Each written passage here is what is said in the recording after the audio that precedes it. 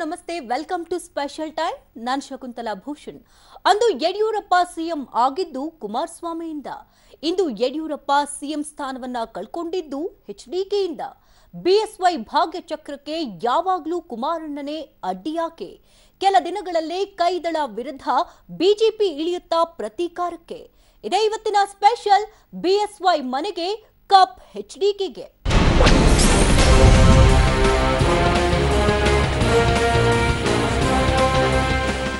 ಕೊನೆಗೂ 3 ದಿನ ಸುಲ್ತಾನ್ ಯಡಿಯೂರಪ್ಪನವರು ತಮ್ಮ ಸ್ಥಾನದಿಂದ ಕೆಳಗಿಳಿದಿದ್ದಾರೆ. ಆದರೆ ಕಳೆದ 10 ವರ್ಷಗಳಲ್ಲಿ ಕಾಲಚಕ್ರ ಹೇಗೆ ತಿರುಗಿ ಮತ್ತೆ ಅಲ್ಲಿಗೆ ಬರ್ತಿದೆ ಅನ್ನೋದು ಪ್ರಸ್ತುತ ವಿದ್ಯಮಾನದಿಂದ ಸಾಬೀತಾಗಿದೆ. ಒಮ್ಮೆ ಕುಮಾರಸ್ವಾಮಿ ಮತ್ತೊಮ್ಮೆ ಯಡಿಯೂರಪ್ಪ ಇಬ್ಬರ ಕಾಲಚಕ್ರ ಕೂಡ ತಿರುಗಿ ಮತ್ತೆ ಅಲ್ಲಿಗೆ ಬರ್ತಿದೆ.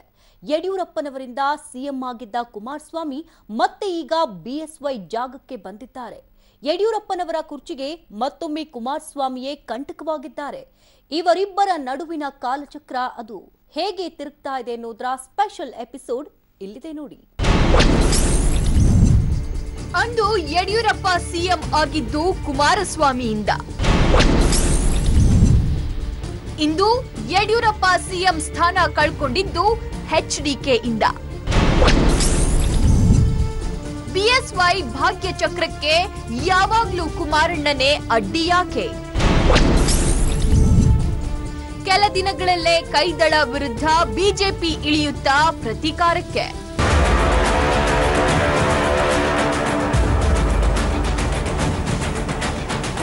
ಕೊನೆಗೂ 3 ದಿನ ಸುಲ್ತಾನ್ ಆಗಿದ್ದಾರೆ ಬಿಎಸ್ ಯಡಿಯೂರಪ್ಪ.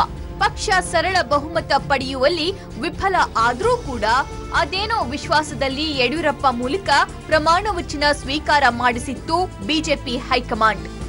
ರಾಜ್ಯಪಾಲರು ಕೊಟ್ಟ 15 ದಿನಗಳ ಕಾಲಾವಕಾಶದಲ್ಲಿ ಏನಾದ್ರೂ ಮ್ಯಾಜಿಕ್ ನಡೆಯುತ್ತೆ ಅನ್ನೋ ವಿಶ್ವಾಸದಲ್ಲಿ ಯಡಿಯೂರಪ್ಪ ಸಿಎಂ ಆಗಿ ಮೊನ್ನೆ ಗುರುವಾರವಷ್ಟೇ ಪ್ರಮಾಣ ವಚನವನ್ನ ಸ್ವೀಕರಿಸಿ ಬಿಟ್ಟಿದ್ದಾರೆ. ಆದ್ರೆ ರಾತ್ರೋರಾತ್ರಿ ನಡೆದ ಹೈ ಡ್ರಾಮಾದಿಂದಾಗಿ ಕೇವಲ 55 ಗಂಟೆಗೆ ಸಿಎಂ ಪಟ್ಟದಿಂದ ಕೆಳಗಿಳಿಯಬೇಕಾಗಿದೆ ಯಡಿಯೂರಪ್ಪ. ನನಗೆ ಅವಕಾಶ ಮಾಡಿಕೊಟ್ಟಂತ ಗೌರವಾನ್ವಿತ ಸಭಾಧ್ಯಕ್ಷರಿಗೆ, ಈ ಅವಕಾಶವನ್ನು ಕಲ್ಪಿಸಿಕೊಟ್ಟಂತ ಗೌರವಾನ್ವಿತ ನನ್ನೆಲ್ಲ ಸದಸ್ಯರಿಗೆ, ಈ ನಾಡಿನ 6.5 ಕೋಟಿ ಜನರಿಗೆ ನಿಮ್ಮ ನಂಬಿಕೆ ವಿಶ್ವಾಸಕ್ಕೆ ಧಕ್ಕೆ ಬೇರದ ರೀತಿಯಲ್ಲಿ ನಡೀತಾನೆ ಬದುಕಿನ ಕೊನೆ ಉಸಿರವರೆಗೂ ನಿಮ್ಮ ಸೇವೆಯನ್ನು ಮಾಡ್ತೇನೆ. ಇನ್ನು ನನ್ನ ಕೈಕಾಲು ಗಟ್ಟಿ ಇದೆ. ಇನ್ನು 10 ವರ್ಷ ಕಾಲ ರಾಜ್ಯದ ಉದ್ದಗಳಿಗೆ ಓಡಾಟ ಮಾಡಿ ಈ ರಾಜ್ಯವನ್ನು ಮಾದರಿ ರಾಜ್ಯವನ್ನಾಗಿ ಮಾಡಿ ಪ್ರಯತ್ನ ಮಾಡ್ತೇನೆ. ಅದಕ್ಕೆ ನಿಮ್ಮೆಲ್ಲರ ಸಹಕಾರ ಬೇಕು ಅಂತ ಹೇಳ್ತಾ, ಸನ್ಮಾನ್ಯ ಅಧ್ಯಕ್ಷರೇ, ನಮಗೆ ಈ ಅವಕಾಶ ಮಾಡಿಕೊಡೋದಕ್ಕಾಗಿ ವಂದಿಸಿ ನಾನು ಇದನ್ನು ಮೂವ್ ಮಾಡ್ತಾ ಇಲ್ಲ. ನೇರ ರಾಜ್ಯಪಾಲರಿಗೆ ಹೋಗಿ ರಾಜೀನಾಮೆ ಕೊಡ್ತಾ ಇದ್ದೇನೆ. ನಮಸ್ಕಾರ. ಈ ಮಾತುಗಳನ್ನ ಭಾರವಾದ ಹೃದಯದಿಂದಲೇ ಹೇಳಿದ್ದಾರೆ ಬಿಎಸ್ವೈ. ರಾಜ್ಯದಲ್ಲಿ ಮತ್ತೊಮ್ಮೆ ಸಿಎಂ ಆಗಿ ಕಾರ್ಯನಿರ್ವಹಿಸಬೇಕು ಅಂತ ಕನಸು ಕಂಡಿದ್ದ ಯಡಿಯೂರಪ್ಪ ಆಸೆ 3 ದಿನಕ್ಕೆ ಮಣ್ಣಾಗಿದೆ. ಮ್ಯಾಜಿಕ್ ನಂಬರ್ ಮುಟ್ಟೋಕೆ ಬಿಜೆಪಿ ಮಾಡಿದ ಯಾವ ತಂತ್ರಗಳು ಕೂಡ ಫಲ ಕೊಡ್ಲಿಲ್ಲ. ಎಲ್ಲಿವರೆಗೆ ಅಂದ್ರೆ ಒಬ್ಬನೇ ಒಬ್ಬ ಕೈದಳದ ಶಾಸಕರನ್ನು ಸೆಳೆಯೋಕೆ ಬಿಜೆಪಿಯಿಂದ ಸಾಧ್ಯವಾಗಲಿಲ್ಲ. ಪಕ್ಷೇತರರನ್ನ ಹಿಡಿದಿಟ್ಟುಕೊಳ್ಳುವಲ್ಲಿ ವಿಫಲಗೊಂಡ ಬಿಜೆಪಿ ಅಂತಿಮ ಕ್ಷಣದಲ್ಲಿ ಕೈ ಚೆಲ್ಲಬೇಕಾದ ಪರಿಸ್ಥಿತಿ ಬಂದೊದಗಿದೆ. ಚುನಾವಣಾ ಫಲಿತಾಂಶ ಬಂದ ದಿನದಿಂದ ಬಿಜೆಪಿ ಮಾಡಿದ್ದ ಎಲ್ಲಾ ಸ್ಟ್ರಾಟಜಿಗಳು ಕೂಡ ನೆಲಕಚ್ಚಿವೆ. ಈ ಮೂಲಕ ರಾಜ್ಯದಲ್ಲಿ ಭಾರತೀಯ ಜನತಾ ಪಾರ್ಟಿ ತೀವ್ರ ಮುಖಭಂಗಕ್ಕೆ ಒಳಗಾಗಿದ್ದು ಸುಳ್ಳಲ್ಲ.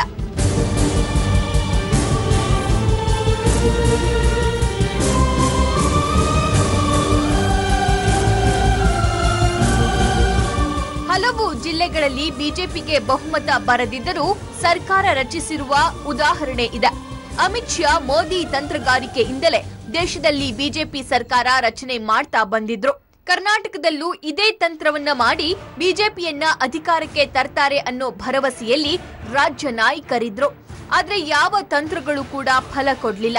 ಕೊನೆಗೆ ಸ್ಥಾನ ಕೈತಪ್ಪಿದ ನೋವಿನಲ್ಲಿ ಭಾವನಾತ್ಮಕ ಭಾಷಣ ಮಾಡಿ ಮತ್ತೆ ಎದ್ದು ಬರ್ತೀನಿ ಅನ್ನೋ ಸಂದೇಶವನ್ನ ಕುಮಾರಸ್ವಾಮಿಯವರಿಗೆ ಕೊಟ್ಟು ಹೊರ ನಡೆದ್ರು.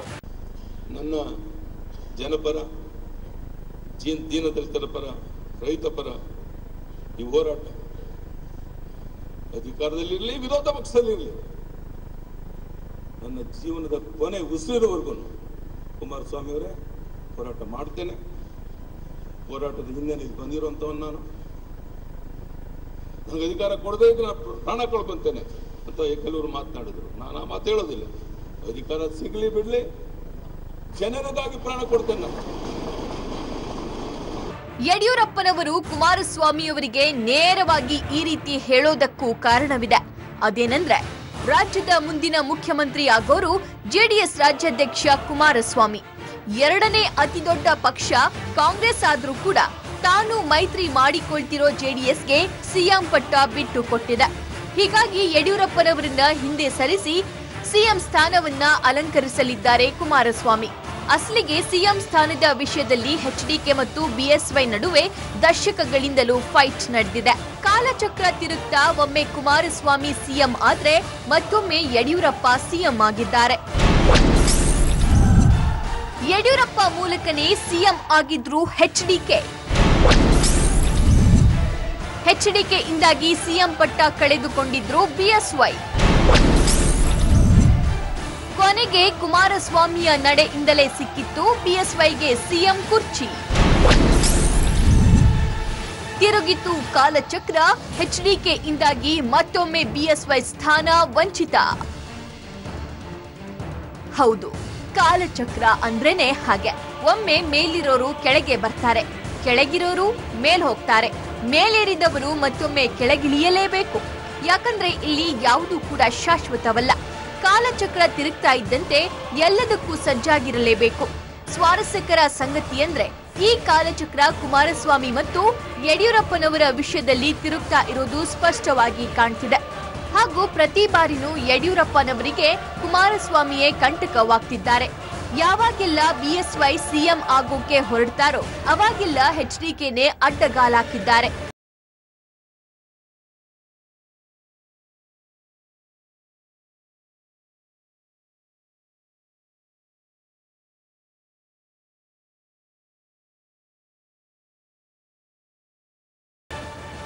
ನಿಮ್ಗೆ ನೆನಪಿರಬಹುದು, 2006ರಲ್ಲಿ ಕಾಂಗ್ರೆಸ್ ಜೆಡಿಎಸ್ ಮೈತ್ರಿ ಸರ್ಕಾರ ಮುರಿದು ಬಿದ್ದು ಬಿಜೆಪಿ ಜೊತೆ ದಳ ಮೈತ್ರಿ ಮಾಡಿಕೊಂಡಿತ್ತು.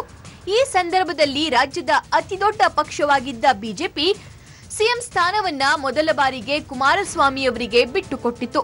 ಅವತ್ತು ಯಡಿಯೂರಪ್ಪನವರಿಂದಾಗಿಯೇ ಕುಮಾರಸ್ವಾಮಿ ಸಿಎಂ ಸ್ಥಾನ ಅಲಂಕರಿಸಿದ್ರು. ಕಾಂಗ್ರೆಸ್ನಿಂದ ಸಿಎಂ ಸ್ಥಾನ ಆಗಲ್ಲ ಅನ್ನೋದು ಗೊತ್ತಾಗ್ತಾ ಇದ್ದಂತೆ ಬಿಎಸ್ವೈ ಕೈಕುಲುಕಿ ಎಚ್ಡಿಕೆ ಸಿಎಂ ಆದ್ರು.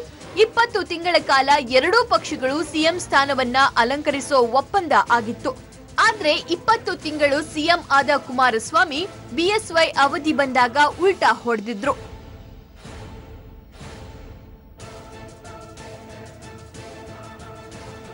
ಅಂದುಕೊಂಡಂತೆ ಆಗದಿದ್ದರೆ ಕುಮಾರಸ್ವಾಮಿಯ ನಂತರ ಯಡಿಯೂರಪ್ಪನವರು 2007ರಲ್ಲೇ ಸಿಎಂ ಆಗ್ಬೇಕಿತ್ತು. ಆದ್ರೆ ಎಚ್ಡಿಕೆ ಅಧಿಕಾರ ಬಿಟ್ಟು ಕೊಟ್ಟಿರಲಿಲ್ಲ. ಆದ್ರೂ ಯಡಿಯೂರಪ್ಪ ಪಟ್ಟು ಬಿಡದೆ ಸಿಎಂ ಆಗಿ ಪ್ರಮಾಣ ವಚನ ಸ್ವೀಕರಿಸಿದ್ರು. ಆದ್ರೆ ವಿಶ್ವಾಸಮತ ಯಾಚನೆ ವೇಳೆ ಬಿಎಸ್ವೈಗೆ ಬಹುಮತ ಸಿಕ್ಕಿರಲಿಲ್ಲ. ಕುಮಾರಸ್ವಾಮಿ ನೇತೃತ್ವದ ಜೆಡಿಎಸ್ ಆವತ್ತು ಕೈಕೊಟ್ಟಿದ್ದರಿಂದ ಬಿಎಸ್ವೈ 7 ದಿನಕ್ಕೆ ಸಿಎಂ ಪಟ್ಟದಿಂದ ಕೆಳಗಿಳಿಯಬೇಕಾಯಿತು. ಅವತ್ತು ಕುಮಾರಸ್ವಾಮಿ ಬಿಎಸ್ವೈ ಭಾಗ್ಯ ಚಕ್ರಕ್ಕೆ ಅಡ್ಡಿಯಾಗಿದ್ರು. ಈಗ ಮತ್ತೆ ಕಾಲಚಕ್ರ ತಿರುಗಿದಂತಿದೆ. ಸಿಎಂ ಕುರ್ಚಿ ವಿಷಯದಲ್ಲಿ ಬಿಎಸ್ವೈ ಮತ್ತು ಎಚ್ಡಿಕೆ ಮಧ್ಯೆ ಒಂದ್ ರೀತಿಯ ಟಗ್ ಆಫ್ ವಾರ್ ನಡೀತಾ ಇದೆ ಅಂದ್ರೂ ತಪ್ಪಾಗ್ಲಿಕ್ಕಿಲ್ಲ. ಯಾಕಂದ್ರೆ ಒಮ್ಮೆ ಎಚ್ಡಿಕೆಯ ಆ ನಡೆಯಿಂದಾಗಿಯೇ ಸಿಎಂ ಸ್ಥಾನವನ್ನ ಪಡೆದಿದ್ದ ಬಿಎಸ್ವೈ ಇವತ್ತು ಅದೇ ಎಚ್ಡಿಕೆಯಿಂದಾಗಿ ಸ್ಥಾನ ತ್ಯಜಿಸುವಂತಾಗಿದೆ. ಅದು ಕೂಡ ಕೇವಲ 55 ಗಂಟೆಗಳಲ್ಲೇ. 2007ರಲ್ಲಿ ಯಡಿಯೂರಪ್ಪ ಸಿಎಂ ಆದಾಗ ಕೇವಲ 7 ದಿನಕ್ಕೆ ಸ್ಥಾನ ತ್ಯಜಿಸಬೇಕಾಗಿತ್ತು. ಅದಕ್ಕೆ ಕಾರಣವಾಗಿದ್ದು ಎಚ್ಡಿ ಕುಮಾರಸ್ವಾಮಿ. ಸಮ್ಮಿಶ್ರ ಸರ್ಕಾರದ ಸಂದರ್ಭದಲ್ಲಿ ಮೊದಲಿಗೆ ಸಿಎಂ ಆಗಿದ್ದ ಕುಮಾರಸ್ವಾಮಿ ಬಿಎಸ್ವೈಗೆ ಸೀಟು ಬಿಟ್ಟು ಕೊಟ್ಟಿರಲಿಲ್ಲ. ಹೀಗಾಗಿ ಪ್ರಮಾಣ ವಚನ ಸ್ವೀಕರಿಸಿದ 7 ದಿನಕ್ಕೆ ವಿಶ್ವಾಸಮತ ಯಾಚನೆ ವೇಳೆ ಜೆಡಿಎಸ್ ಕೈಕೊಟ್ಟಿದ್ದರಿಂದ ಪಟ್ಟದಿಂದ ಕೆಳಗಿಳಿದಿದ್ರು. ಆದ್ರೆ ಅವತ್ತು ಕುಮಾರಸ್ವಾಮಿ ಬಿಎಸ್ವೈಗೆ ಅಧಿಕಾರ ಬಿಟ್ಟು ಕೊಡದೆ ದೊಡ್ಡ ತಪ್ಪೆಸಗಿದ್ರು. ಎಚ್ಡಿಕೆ ಮಾಡಿದ ಈ ತಪ್ಪಿನಿಂದಲೇ ಮುಂದಿನ ಚುನಾವಣೆಯಲ್ಲಿ ಬಿಎಸ್ವೈ ನೇತೃತ್ವದ ಬಿಜೆಪಿ ಸರ್ಕಾರ ಅತಿ ದೊಡ್ಡ ಪಕ್ಷವಾಗಿ ಹೊರಹೊಮ್ಮುತ್ತೆ. ಒಂದ್ ರೀತಿಯಲ್ಲಿ ಎಚ್ಡಿಕೆ ಮಾಡಿದ ಎಡವಟ್ಟಿನಿಂದಾಗಿಯೇ ಬಿಎಸ್ವೈ ಯಾರ ಹಂಗಿಲ್ಲದೆ ಸ್ವತಂತ್ರ ಸರ್ಕಾರ ರಚಿಸೋಕೆ ಸಾಧ್ಯವಾಯಿತು.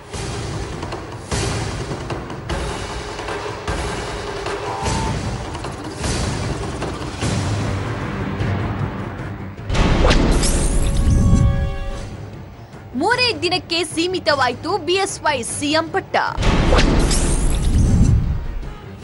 ಮತ್ತೆ ಯಡಿಯೂರಪ್ಪ ಆಸೆಗೆ ಮುಳುವಾಗಿದ್ದು ಕುಮಾರಣ್ಣ.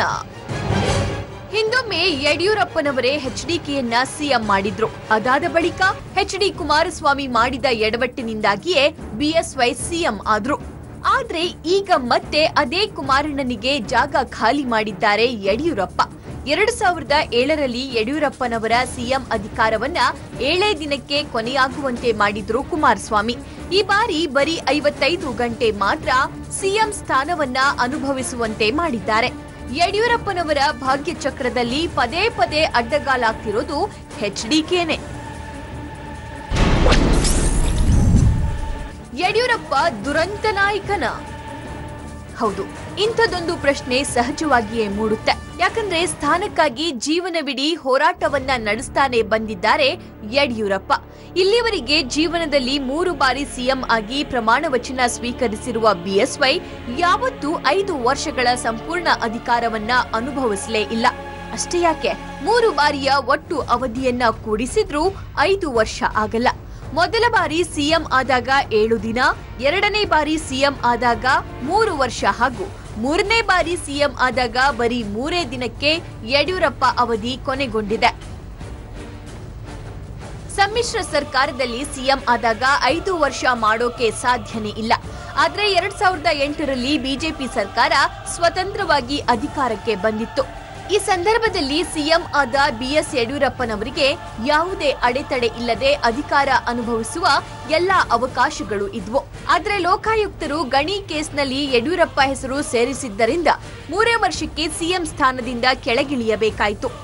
2013ರ ಚುನಾವಣೆಗೆ ಬಿಜೆಪಿ ಪಕ್ಷದಿಂದಲೇ ಹೊರಬಂದು ಹೊಸ ಪಕ್ಷ ಕಟ್ಟಿ ಸಿಎಂ ಆಗೋ ಕನಸು ಕಂಡ್ರು. ಆದ್ರೆ ಅವರ ಹೊಸ ಪ್ರಯತ್ನ ಸಂಪೂರ್ಣವಾಗಿ ವಿಫಲವಾಯಿತು. ಯಾವುದೇ ಅಧಿಕಾರ, ಸ್ಥಾನಮಾನ ಕೂಡ ಸಿಗದೆ ಮೂಲೆ ಗುಂಪಾಗುವ ಪರಿಸ್ಥಿತಿ ಬಂತು. ಕೊನೆಗೆ ಬಿಜೆಪಿಗೆ ವಾಪಸ್ ಬಂದು ಮತ್ತೊಮ್ಮೆ ಸಿಎಂ ಆದ್ರೂ 3 ದಿನಕ್ಕೆ ಅಧಿಕಾರ ಪತನಗೊಂಡಿದೆ. ಯಡಿಯೂರಪ್ಪ ಬಿಜೆಪಿಯ ದುರಂತ ನಾಯಕ ಅಂದ್ರೂ ತಪ್ಪಾಗಲ್ಲ. ಯಾಕಂದ್ರೆ ಈ ಬಾರಿ ಚುನಾವಣೆ ಸಂದರ್ಭದಲ್ಲಿ ಯಾವಾಗ ಪುತ್ರ ವಿಜಯೇಂದ್ರ ಟಿಕೆಟ್ ವಿಚಾರದಲ್ಲೇ ಹೈಕಮಾಂಡ್ ನಿರಾಕರಿಸಿತೋ ಬಿಎಸ್ವೈಗೆ ಮೊದಲ ಹಿನ್ನಡೆಯಾಯಿತು. ನಂತರ ಬಹುಮತ ಬರದೆ 104 ಸೀಟುಗಳಷ್ಟೇ ಬಂದಿದ್ರೂ ಕೂಡ ಸಿಎಂ ಆಗಿ ಪ್ರಮಾಣ ಸ್ವೀಕಾರ ಮಾಡುವಂತೆ ಮೇಲಿಂದ ಆದೇಶ ಬಂತು. ಇದರ ಜೊತೆಗೆ ಸಿಎಂ ಸ್ಥಾನದಲ್ಲಿದ್ದ ಬಿಎಸ್ ಯಡಿಯೂರಪ್ಪನವರೇ ಕುದುರೆ ವ್ಯಾಪಾರಕ್ಕೆ ಇಳಿಯುವಂತೆ ಮಾಡಿದ್ದು ಮಾತ್ರ ದೊಡ್ಡ ದುರಂತವೇ. ಹೀಗೆ ಒಂದು ಕಡೆ 3 ಬಾರಿ ಸಿಎಂ ಆದ್ರೂ ಅಧಿಕಾರಾವಧಿ ಪೂರ್ಣಗೊಳಿಸದ ಯಡಿಯೂರಪ್ಪ ಈ ಚುನಾವಣಾ ಸಂದರ್ಭ ಹಲವು ಹಿನ್ನಡೆಯನ್ನ ಅನುಭವಿಸುವಂತಾಯಿತು. ಎಲ್ಲರೂ ಸೇರಿ ಬಿಎಸ್ವೈನ ಬಲಿಪಶು ಮಾಡಿದ್ರಾ ಅನ್ನೋ ಚರ್ಚೆ ಬಿಜೆಪಿಯ ಮಲ್ಲೇಶ್ವರಂ ಕಚೇರಿಯಲ್ಲಿ ನಡೀತಾ ಇದೆ. ಬಿಎಸ್ವೈಗೆ 2ನೇ ಬಾರಿ ಕುಮಾರಸ್ವಾಮಿಯಿಂದಲೇ ಸಿಎಂ ಪಟ್ಟಕ್ಕೆ ಕುತ್ತು ಬಂದಿದೆ. ಇದಕ್ಕೆ ಪ್ರತಿಯಾಗಿ ಬಿಜೆಪಿ ಇನ್ನು 6 ತಿಂಗಳಲ್ಲಿ ಪ್ರತೀಕಾರವನ್ನ ತೀರಿಸಿಕೊಳ್ಳುತ್ತಂತೆ. ಹಾಗಾದ್ರೆ ಬಿಎಸ್ವೈಗೆ ಇನ್ನಾರು ತಿಂಗಳಲ್ಲಿ ಸಿಎಂ ಭಾಗ್ಯ ಒಲಿಯುತ್ತೆ ಅಂತಿರೋದ್ರ ಬಿಜೆಪಿಯ ಅಸಲಿ ಸ್ಟ್ರಾಟಜಿ ಏನು ಅಂತ ಹೇಳ್ತೀವಿ ಈ ಸ್ಟೋರಿಲಿ. ಕೆಲ ದಿನಗಳಲ್ಲೇ ಕೈದಳ ವಿರುದ್ಧ ಬಿಜೆಪಿ ಇಳಿಯುತ್ತಾ ಪ್ರತೀಕಾರಕ್ಕೆ. ಕೈ ಜಾರಿ ಹೋದ ಸಿಎಂ ಪಟ್ಟ ಮತ್ತೆ ಒಲಿಯಲಿದೆಯಾ ಬಿಎಸ್ವೈಗೆ? ರಾಜ್ಯ ರಾಜಕೀಯದ ಮೇಲಾಟದಲ್ಲಿ ಸದ್ಯಕ್ಕೆ ಜೆಡಿಎಸ್ನ ಕುಮಾರಸ್ವಾಮಿಗೇನೆ ಸಿಎಂ ಪಟ್ಟ ಖಾತ್ರಿಯಾಗಿದೆ. ಇದು ಕುಮಾರಸ್ವಾಮಿಗೆ 2ನೇ ಬಾರಿಗೆ ಸಿಎಂ ಆಗೋ ಯೋಗ ತಂದಿದ್ರೆ, ಯಡಿಯೂರಪ್ಪಗೆ ಮಾತ್ರ ಕುಮಾರಸ್ವಾಮಿಯಿಂದಲೇ 2ನೇ ಬಾರಿ ಸಿಎಂ ಆಸೆಗೆ ಕಲ್ಲು ಬಿದ್ದಂತಾಗಿದೆ. ಅಂದು 7 ದಿನವಾದ್ರೆ ಇದೀಗ ಕೇವಲ 3 ದಿನಗಳಲ್ಲಿ ಬಿಎಸ್ವೈ ಸಿಎಂ ಪಟ್ಟ ತ್ಯಜಿಸುವಂತಾಗಿದೆ. ಇದಕ್ಕೆ ಬಿಜೆಪಿ ಪ್ರತ್ಯುತ್ತರ ನೀಡೋಕಾಗಿ ಇನ್ನಾರು ತಿಂಗಳಲ್ಲೇ ಬಿಎಸ್ವೈಗೆ ಸಿಎಂ ಪಟ್ಟ ಒಲಿದು ಬರಲಿದೆ ಅನ್ನೋ ಮಾತುಗಳನ್ನಾಡಿದೆ. ಬಿಜೆಪಿಯ ಈ ಮಾತಿನ ಹಿಂದೆ ಅದೊಂದು ಸ್ಟ್ರಾಟಜಿ ಅಡಗಿದೆ ಅನ್ನೋದನ್ನ ತಳ್ಳಿ ಹಾಕುವಂತಿಲ್ಲ. ಇನ್ನು 6 ತಿಂಗಳಲ್ಲೇ ಕೈದಳ ಸರ್ಕಾರ ನೆಲಕಚ್ಚುತ್ತಾ? ಹೀಗೆ ಹೇಳ್ತಿರೋ ಬಿಜೆಪಿಯದ್ದು ಅಸಲಿ ತಂತ್ರ ಏನ್ ಗೊತ್ತಾ? ಈಗೇನು ಬಿಜೆಪಿ ಹಿಂದಿಕ್ಕಿ ಕೈದಳ ಮೈತ್ರಿ ಮಾಡಿಕೊಂಡು ಸರ್ಕಾರ ರಚನೆ ಮಾಡೋಕೆ ಹೊರಟಿದೆ. ಈ ಸರ್ಕಾರಕ್ಕೆ ಕೇವಲ 6 ತಿಂಗಳು ಮಾತ್ರವೇ ಆಯುಷ್ಯವಂತೆ. ನಾವು ಹೇಳ್ತಾ ಇರೋದಲ್ಲ, ಬದಲಿಗೆ ಬಿಜೆಪಿ ಪಾಳೆಯದಲ್ಲಿ ಕೇಳಿ ಬರ್ತಿರೋ ಮಾತುಗಳಿವು. ಯಡಿಯೂರಪ್ಪನವರಿಗೆ ಇದು ಕಡೆ ಆಪರ್ಚುನಿಟಿ ಆಗಿತ್ತು. ಬಟ್ ಅದು ಇವತ್ತು ಏನು ಕೈಜಾರಿ ಇರ್ಬೋದು. ಬಟ್ ನಾವೆಲ್ಲ ಫೈಟ್ ಮಾಡಿ 5 ವರ್ಷ ಕಾಯಬೇಕು ಅಂತೇನಿಲ್ಲ. ಇವರೆಲ್ಲ ಅಧಿಕಾರದ ಆಸೆಗೋಸ್ಕರ ಏನು ಒಂದು ವಾರದ ಹಿಂದೆ ಏನೇನು ಬಾಯಿ ಬಂದಂಗೆ ಬೈಕೊಂಡಿದ್ರು ಅದನ್ನೆಲ್ಲ ಮರೆತು ಇವತ್ತು ಕೈ ಜೋಡಿಸ್ತಿದ್ದಾರಲ್ಲ. ಇನ್ನು 6 ತಿಂಗಳೊಳಗಡೆ ಇವರು ಪರಸ್ಪರ ದೂಷಣೆಯನ್ನು ಮಾಡಿಕೊಂಡು ಪರಸ್ಪರ ಕಚ್ಚಾಡ್ಕೊಂಡು ಇವರು ಹೊರಗಡೆ ಹೋಗ್ಲಿಲ್ಲ ಅಂತಂದರೆ ಕರ್ನಾಟಕದ ಇತಿಹಾಸದಲ್ಲಿ ಏನು ನೀವು ಹೊಸದೇನಾದ್ರು ಏನು ದಾಖಲೆ ಸೃಷ್ಟಿ ಆಗಿಬಿಡ್ತದೆ. 2007ರಲ್ಲಿ ಮೊದಲ ಅವಧಿ ಸಿಎಂ ಸ್ಥಾನ ಮುಗಿಸಿದ್ದ ಎಚ್ಡಿಕೆ ಬಿಎಸ್ವೈಗೆ ಅಧಿಕಾರ ಹಸ್ತಾಂತರ ಮಾಡುವಲ್ಲಿ ಹಿಂದೇಟು ಹಾಕಿದ್ರು. ಇದು ರಾಜ್ಯದ ಜನತೆಗೆ ಎಲ್ಲೋ ಒಂದು ಕಡೆ ಬಿಎಸ್ವೈ ಮೇಲೆ ಅನುಕಂಪವನ್ನ ಸೃಷ್ಟಿಸಿತು. ಇದರಿಂದಾಗಿ ನೆಕ್ಸ್ಟ್ ಎಲೆಕ್ಷನ್ ನಲ್ಲಿ ಕಂಟೆಸ್ಟ್ ಮಾಡಿದ್ದ ಬಿಎಸ್ವೈಗೆ ಗೆಲುವಿನ ಮಾಲೆ ಸಿಕ್ತು, ಸಿಎಂ ಪಟ್ಟಾನು ಸಿಕ್ಕಿತು. ಈ ಸಾರಿ ಕೂಡ ಕುಮಾರಸ್ವಾಮಿ ಇಂದಲೇ ಬಿಎಸ್ವೈಗೆ ಮತ್ತೆ ಸಿಎಂ ಪಟ್ಟ ಒಲಿಯಲಿದೆ ಅನ್ನೋ ವಿಶ್ವಾಸದಲ್ಲಿದೆ ಬಿಜೆಪಿ ಪಾಳೆಯ. ಇವ್ರು ಕಚ್ಚಾಡ್ಕೊಂಡಿದ್ದಾರೆ, ಇವ್ರು ಕೆಳಗಡೆ ಬಿದ್ದೇ ಬೀಳ್ತಾರೆ. ನನಗೆ ಅಧಿಕಾರ ಬೇಕು ಅನ್ನೋ ಆ ರೀತಿ ಒಂದು ಲಾಲಸೆನ ಇಟ್ಕೊಂಡಿರುವಂಥವ್ರು ಹೆಚ್ಚು ದಿನ ಒಟ್ಟಿಗಿರಕ್ಕೆ ಸಾಧ್ಯ ಇಲ್ಲ. ಅವರು ಬಿದ್ದೇ ಬೀಳ್ತಾರೆ ಕೆಳಗಡೆ. ಯಡಿಯೂರಪ್ಪನವ್ರು ಈ ರಾಜ್ಯದ ಮುಖ್ಯಮಂತ್ರಿ ಮತ್ತಾಗಬೇಕು. ಅಲ್ಲಿವರೆಗೂ ನಾವೆಲ್ಲರೂ ಕೂಡ ಪ್ರೇ ಮಾಡೋಣ, ಅವ್ರಿಗೆ ದೇವರು ಒಳ್ಳೆ ಹೆಲ್ತನ್ನು ಕೊಡಲಿ. ಅವ್ರ ಹೋರಾಟವನ್ನು ಖಂಡಿತ ಅವ್ರು ಮುಂದುವರಿಸ್ತಾರೆ. ಅವ್ರೇನು ಸುಮ್ಮನೆ ಇರುವಂಥವ್ರಲ್ಲ. ಅವ್ರು ಹೇಳಿದ್ರಲ್ಲ, ನನಗೆ ನಾನು ಅಧಿಕಾರ ಕೊಡಲಿಲ್ಲ ಅಂದರೆ ನಾನು ಸಾಯ್ತೀನಿ ಅಂತ ನಾನು ಹೇಳಲ್ಲ. ಆದರೆ ನಾನು ಎಲ್ಲಿವರೆಗೂ ಬದುಕಿರ್ತೀನಿ ಅಲ್ಲಿವರೆಗೂ ಜನರಿಗೋಸ್ಕರ ರೈತರಿಗೋಸ್ಕರ ಹೋರಾಟ ಮಾಡ್ತೀನಿ ಅಂತ ಹೇಳಿ. ಬಿಜೆಪಿ ಪುನಃ ಬಿಎಸ್ವೈಗೆನೆ ಸಿಎಂ ಪಟ್ಟ ಒಲಿದು ಬರುತ್ತೆ ಅಂತ ಹೇಳ್ತಿರೋದ್ರ ಹಿಂದಿನ ಅಸಲಿ ಸ್ಟ್ರಾಟಜಿ ಏನಿರಬಹುದು ಅನ್ನೋ ಪ್ರಶ್ನೆ ಕಾಡುತ್ತೆ. ಅದಕ್ಕೆ ಉತ್ತರ ಹೀಗಿದೆ ಕೇಳಿ. ಕೈದಳ ಕಿತ್ತಾಟದಿಂದ ಎಚ್ಡಿಕೆ ಸಿಎಂ ಪಟ್ಟಕ್ಕೆ ಕುತ್ತು ಬರುತ್ತಾ? ಈ ಅಂಶದ ಮೇಲೆಯೇ ಬಿಜೆಪಿ ಸ್ಟ್ರಾಟಜಿ ರೆಡಿ ಮಾಡ್ಕೊಳ್ತಿದ್ಯಾ? ಕೈದಳ ಮೈತ್ರಿ ಸರ್ಕಾರ ರಚನೆ ಮಾಡೋಕೇನೋ ಹಪಹಪಿಸ್ತಾ ಇದೆ. ಆದ್ರೆ ಈ ಎರಡೂ ಪಕ್ಷಗಳ ನಡುವಿರೋ ಆಂತರಿಕ ಕಲಹವೇ ಮೈತ್ರಿ ಸರ್ಕಾರವನ್ನ ಬೀಳುವಂತೆ ಮಾಡುತ್ತೆ ಅನ್ನೋ ಆಶಯದಲ್ಲಿ ಬಿಜೆಪಿ ಇದೆ. ಇದರಿಂದ ಕುಮಾರಸ್ವಾಮಿ ಸಿಎಂ ಸ್ಥಾನದ ಬಗ್ಗೆ ರಾಜ್ಯದ ಜನತೆಯಲ್ಲಿ ಭಿನ್ನಾಭಿಪ್ರಾಯ ಮೂಡಿದ್ರೆ ಅದು ಮತ್ತೆ ಬಿಎಸ್ವೈಗೆ ಪ್ಲಸ್ ಆಗುತ್ತೆ. ಇದರಿಂದಾಗಿ ಮುಂದಿನ 6 ತಿಂಗಳಲ್ಲೇ ಜನರೆಲ್ಲ ಬಿಎಸ್ವೈಗೆ ಸಿಎಂ ಭಾಗ್ಯ ಕರುಣಿಸುವ ಮಟ್ಟಿಗೆ ಅನುಕಂಪ ಸೃಷ್ಟಿಸಬಹುದು ಅನ್ನೋ ಕ್ಯಾಲ್ಕುಲೇಷನ್ ನಲ್ಲಿ ಬಿಜೆಪಿ ಇದೆಯಂತೆ. ಎಲ್ಲ ಒಂದ್ ಕಡೆ ಈಗ ರಿವ್ಯೂ ಅಂತಕ್ಕಿಂತ ಈಗ ಆಗಿರುವಂಥ ತಪ್ಪನ್ನು ಸರಿಪಡಿಸ್ಕೊಂಡು ನಾವು 2019ಗೂ ಪ್ರಿಪೇರ್ ಆಗಬೇಕು. ನಾವು ಗೆಲ್ಲಬೇಕು. 2019ನಲ್ಲಿ ನಾವು ದೊಡ್ಡ ಅಂತರದಲ್ಲಿ ಗೆದ್ದು 300+ ನಾವು MPs ಬಂದಿನ ಇವತ್ತೆಲ್ಲ ಒಂದಾಗಿದಾರಲ್ಲ ಇವರೆಲ್ಲರೂ ಬಿದ್ದೋಗ್ತಾರೆ. ಇವ್ರದ್ದು ಅಲ್ಲಿಗೆ ಮುಗಿತದೆ ಕತೆ. ನಮ್ಮ ಸರ್ಕಾರ ವಾಪಸ್ ಬಂದೇ ಬರುತ್ತೆ. ಇನ್ನು 6 ತಿಂಗಳು 8 ತಿಂಗಳು ಅಥವಾ 1 ವರ್ಷನಂತಲೇ ಅಂದ್ಕೊಳ್ಳೋಣ. ಮತ್ತೆ ಯಡಿಯೂರಪ್ಪನವ್ರು ಈ ರಾಜ್ಯದ ಮುಖ್ಯಮಂತ್ರಿ ಆಗೇ ಆಗ್ತಾರೆ ಅನ್ನೋ ಒಂದು ಖಚಿತವಾದ ವಿಶ್ವಾಸ ನನಗೇನೋ ಭರವಸೆ ನನಗಿದೆ. ಆ ಭರವಸೆ ವಿಶ್ವಾಸನ ಇಟ್ಕೊಂಡು ನಾವು ಮತ್ತೆ ಪಕ್ಷವನ್ನು ಕೂಡ ಕಟ್ಟೋಣ. ಮೋದಿಯವರು ಏನು ಒಳ್ಳೆ ಕೆಲಸ ಮಾಡಿದ್ದಾರೆ ಅದನ್ನು ಜನಕ್ಕೂ ಕೂಡ ಸ್ಪ್ರೆಡ್ ಮಾಡೋಣ. ಅದೇನೇ ಇರ್ಲಿ, ಬಿಎಸ್ವೈಗೆ 2ನೇ ಬಾರಿ ಅಲ್ಪ ಅವಧಿಯಲ್ಲೇ ಸಿಎಂ ಪಟ್ಟ ಮಿಸ್ ಆಗಿ ಕುಮಾರಸ್ವಾಮಿ ವಶವಾಗಿದೆ. ಈ ಸಂಗತಿ ಬಿಜೆಪಿಗರಲ್ಲಿ ತೀವ್ರ ಪ್ರತಿಕಾರದ ಕಿಚ್ಚನ್ನ ಹೊತ್ತಿಸಿದಂತಾಗಿದೆ. ಆದ್ರೆ ಮುಂದಿನ 6 ತಿಂಗಳಲ್ಲೇ ಕೈದಳ ಮೈತ್ರಿ ಸರ್ಕಾರ ಒಡೆದು ಹೋಗಿ ಪುನಃ ರಾಜ್ಯದ ಜನತೆ ಬಿಎಸ್ವೈಯನ್ನೇ ಮತ್ತೆ ಸಿಎಂ ಮಾಡ್ತಾರೆ ಅನ್ನೋದು ಬಿಜೆಪಿ ಲೆಕ್ಕಾಚಾರ. ಆದ್ರೆ 104 ಸ್ಥಾನಗಳನ್ನ ಪಡೆದು ಬಹುಮತ ರುಜುವಾತು ಮಾಡೋಕಾಗದವರು ಮುಂದೆ ಏನ್ ಮಾಡಬಲ್ಲರು ಅನ್ನೋ ಮಾತುಗಳು ಸಹ ಕೇಳಿ ಬರ್ತಿದ್ವು. ಏನಾಗುತ್ತೆ ಅನ್ನೋದನ್ನ ಕಾದು ನೋಡ್ಬೇಕಾಗಿದೆ.